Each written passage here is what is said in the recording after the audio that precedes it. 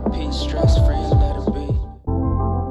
Hi everyone, welcome back to my channel, or welcome to my channel if you're new here. My name is Ashley, and today I am going to be sewing two sweatshirts into one, but like two different sweatshirts. I don't really know how to explain it. I'm going to be combining two sweatshirts to make two separate sweatshirts, if that makes sense. And I also made a video a little over a month ago where I reviewed 4 different types of heat transfer vinyl slash like heat transfer paper that's meant for putting like designs on t-shirts and stuff. That video will be linked right here if you want to go watch it. It's pretty long, but I go through all 4 and pros and cons, and I wash them and dry them and all that good stuff. So I did a whole scientific experiment for you all to know what is the best heat transfer vinyl slash heat transfer paper. So for today's video, I am going to be using some heat transfer paper and what I learned in that video, and I'm also going to be sewing. So I have these two sweatshirts here. This one is like a mint green color, and this one, the description is kiwi, but I would describe it more as like a lime. Actually, I guess it's like a kiwi. I don't really think it makes a difference. As you can see, this kiwi one did get a little bit messed up in the washer. I accidentally washed it with some brown clothes that had not yet been washed, and I got brown dye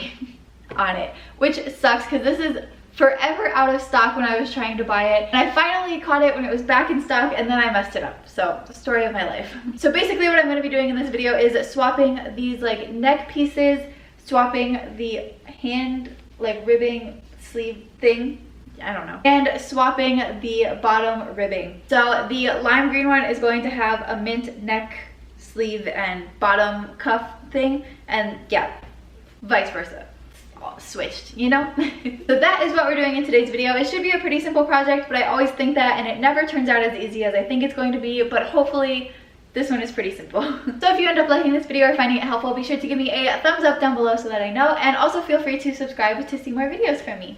Like this, because I do a ton of like sewing videos and just like fashion projects and stuff like that. So make sure you're subscribed so that you don't miss them. If you want to see how these turn out slash what exactly I'm going to be putting on them and all of that good stuff, be sure to watch until the end of the video so that you can see the final product. So without further ado, let's get started.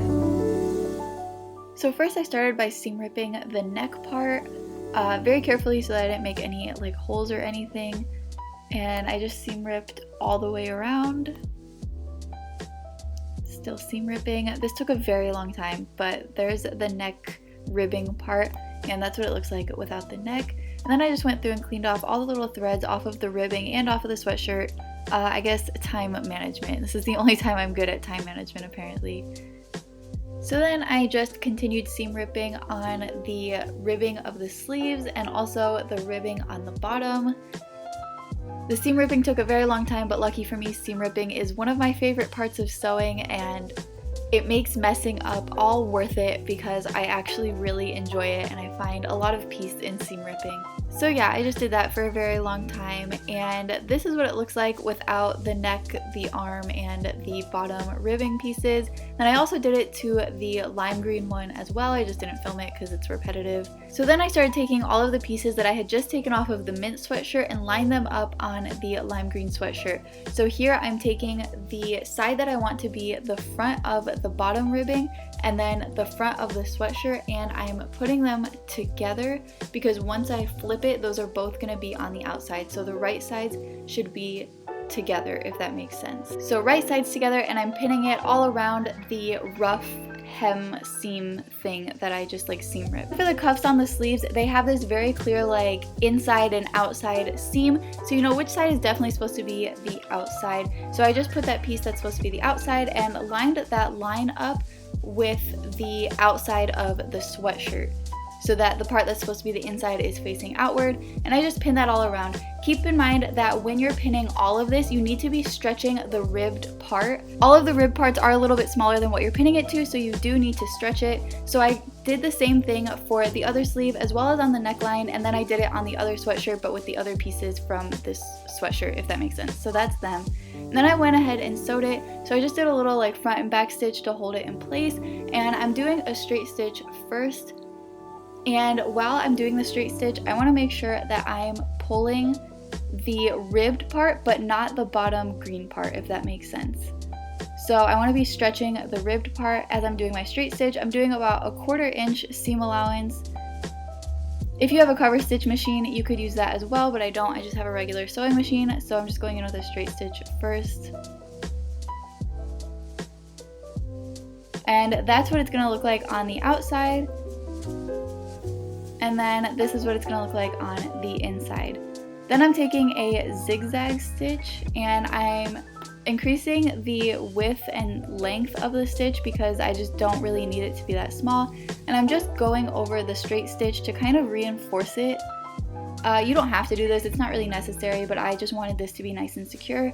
So then I'm cutting off all of the strings, and then I'm going to do the same thing with the sleeves. So important when you're sewing things like sleeves, do not sew the bottom part because then you're just going to sew the sleeve together. So you need to make sure that like your hole is separated, if that makes sense. Again, with the sleeves and also the neckline like I'm doing here, you need to be stretching the ribbed part and not the green part. Well, you could stretch the green part a little bit, but yeah, you need to be stretching the ribbed part most importantly. So then I just continued that with the other sweatshirt as well. Very repetitive, just doing the same thing, straight stitch and then zigzag stitch on top to reinforce it. And then I'm cutting off all the little excess fabric. Make sure you do not cut off your string, very important. I have done that before, not on this project, but on another project. So just be careful while you're cutting, but I didn't want it to be all like bulky when it folds over, so I just wanted to cut that off. Also not a necessary step, but here is what they look like when they're all done. Okay, so now that those sweatshirts are done, I'm going to be getting the pictures ready to print. I'm going to be putting this on the darker green one and this one on the lighter green one, and I'm going to print them on the heat transfer paper. I think this is about the right size that I'm gonna want, so I'm gonna go ahead and put that paper in my printer and print it out. The paper that I'm gonna be using to print it out on is this Printworks paper for dark fabric. The lime green one is a little bit dark, but the light green one is definitely not dark, and I could probably use the one for light fabric. But in my experiment that I did in my video that I talked about earlier, that I did like over a month ago, this one actually worked the best on both light and dark fabrics. I just like the way that this one came out better on the sweatshirt fabric specifically, so I'm going to be using this one to print it out on. So then I'm just cutting the pictures out as close as I possibly can, but there were some little details that I could not get that close with. I'm using my little scissors because I thought I could get closer, but again, there were some parts that I couldn't get that close to. So I'm going in with an X-Acto knife, and that is what one of them looks like. Just using the X-Acto knife to get all the little pieces that I couldn't really reach with my scissors, like I couldn't get a good handle on them or like curves or whatever.